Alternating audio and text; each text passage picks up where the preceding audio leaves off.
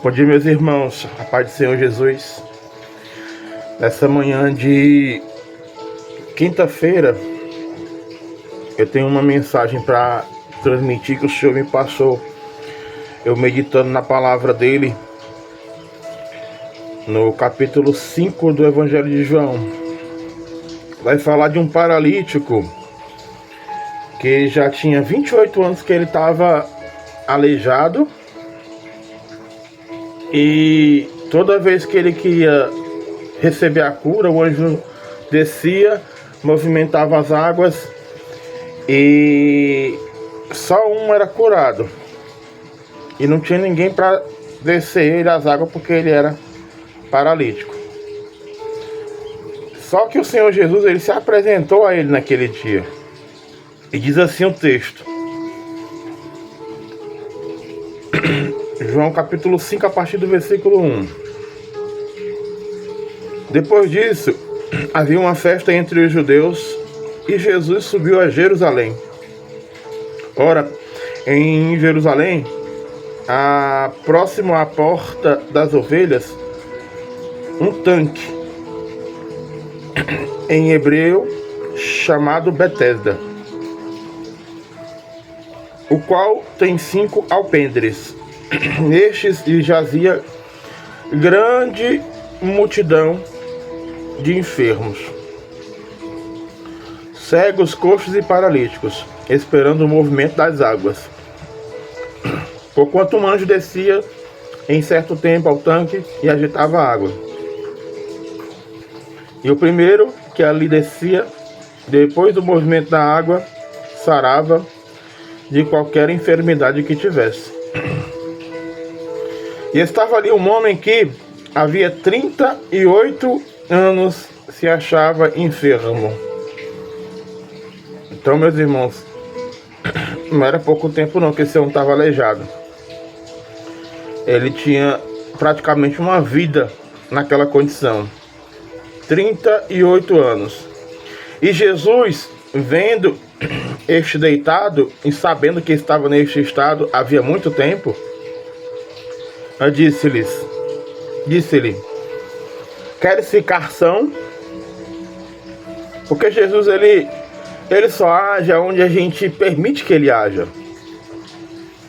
Por isso Jesus queria saber se a pessoa tinha fé para receber a cura. Porque se a gente não quiser receber a cura, receber a restituição, receber a transformação da parte de Deus, ele não vai nos obrigar a mudar. E Jesus perguntou, como ele perguntou para outras pessoas, se a pessoa queria receber a cura, se a pessoa queria receber salvação.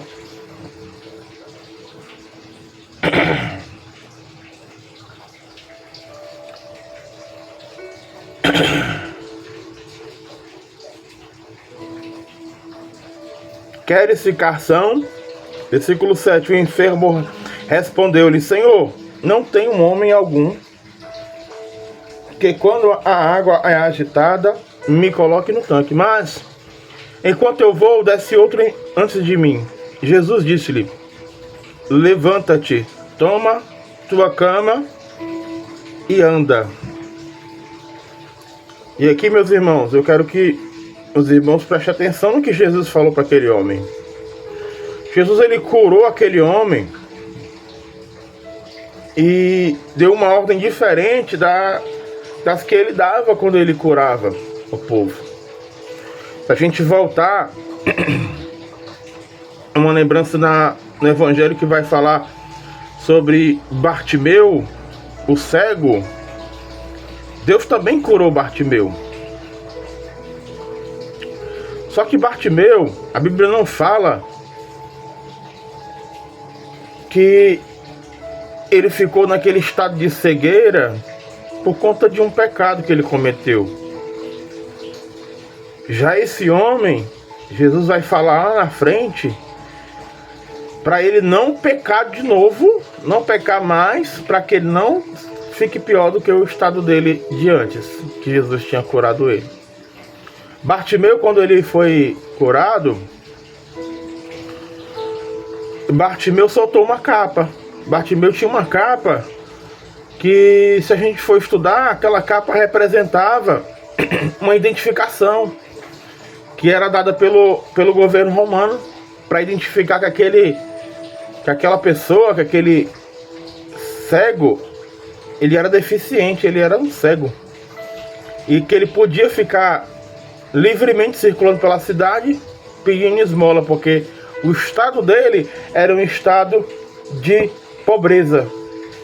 Ele não tinha recursos por conta da sua deficiência. E aquela capa de Bartimeu, ela representava uma vergonha.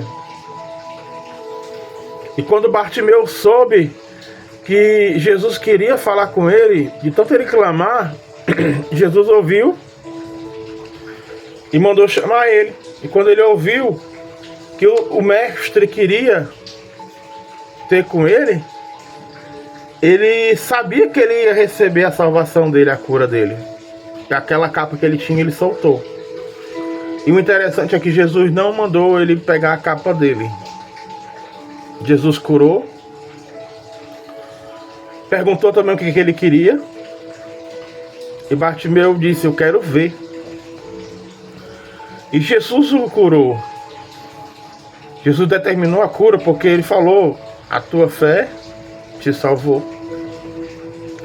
Só que quando a gente vai ler sobre esse paralítico, e Jesus, ele manda ele pegar o leito dele.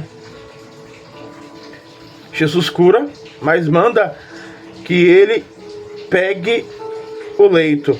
Versículo 8 diz assim, ó: Jesus disse-lhe: levanta-te, toma tua cama e anda. Logo aquele homem ficou são e tomou a sua cama e partiu. Meus irmãos, aqui o Senhor me mostrou que essa cama, esse leito que ele tinha, Jesus fez questão de mandar ele pegar, para ele lembrar, e as pessoas que vissem que ele estava curado também lembrar de onde o Senhor tirou ele. Aquele leito representava uma condição de pobreza espiritual, de pobreza física, porque ele era deficiente, de humilhação. Mas aquele leito, como uma forma de lembrança, ele lembrava que Jesus tinha tirado ele de uma situação que o pecado levou ele para aquela situação. E aqui tem um ensinamento muito forte. Você pode dizer: mas irmão, eu não tenho um leito. Quando Jesus me curou, eu não tinha um leito. Só que aí, se você voltar e pensar bem, você tinha um leito de humilhação, que o pecado levou você para aquele leito. E o leito, muitas das vezes, pode representar um casamento que você perdeu, a criação dos seus filhos, conquistas que você deixou de ter por conta do pecado. E Jesus mandou aquele homem pegar aquele leito para que ele lembrasse de onde ele tirou ele. Mas na frente Jesus vai dizer: ó, eu já vi que tu tá são, mas não peca de novo, para tu não ficar pior do que antes. E o que Deus quer passar para a gente é que a gente tem que lembrar. A gente não pode viver com o passado na nossa mente, travando a gente de prosseguir. Mas a gente tem que lembrar de onde que Deus nos tirou. O leito, ele representa de onde que Deus nos tirou. Deus tirou uns das drogas, Deus tirou outros da prostituição, Deus tirou outros do crime. Cada um andava desgarrado, como Isaías vai falar, que a gente andava como ovelha desgarrada. Mas o Senhor, ele nos tirou, ele nos resgatou. E a gente tem que ter em mente esse leito para lembrar de onde que o pecado nos colocou e de quem nos tirou de lá dessa situação, que foi o Senhor Jesus. Lá no finalzinho do texto, Jesus vai dizer assim, ó: depois Versículo 14. Jesus encontrou-o no templo e disse-lhe: eis que já estás são, não peques mais, para que te não suceda coisa pior. Então Jesus, ele alertou aquele homem para que ele não voltasse a pecar, porque o pecado tinha colocado ele naquela situação de paralisia, de pobreza espiritual, de pobreza física. Assim como Jesus falou para aquela mulher que adulterou e que as pessoas queriam apedrejar ela, Jesus falou para ela: filha, nem eu te condeno. Vai e não volte a pecar novamente. Jesus, ele nos resgata do pecado, ele nos dá liberdade do pecado. Ele vai dizer que o pecado não vai ter domínio sobre nós se nós estivermos debaixo da graça dele. Mas ele nos alerta. E esse alerta é esse leito que você antigamente vivia nele,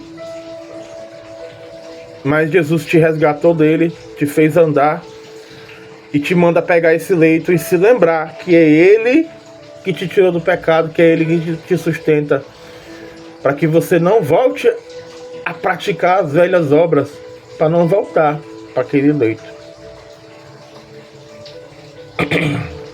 E que Jesus fala, quando Jesus fala para aquela mulher adúltera e para esse paralítico, para ele não voltar a pecar novamente, né, para não ficar pior do que estava, a palavra pecado, se a gente for olhar no original grego, ela significa errar o alvo.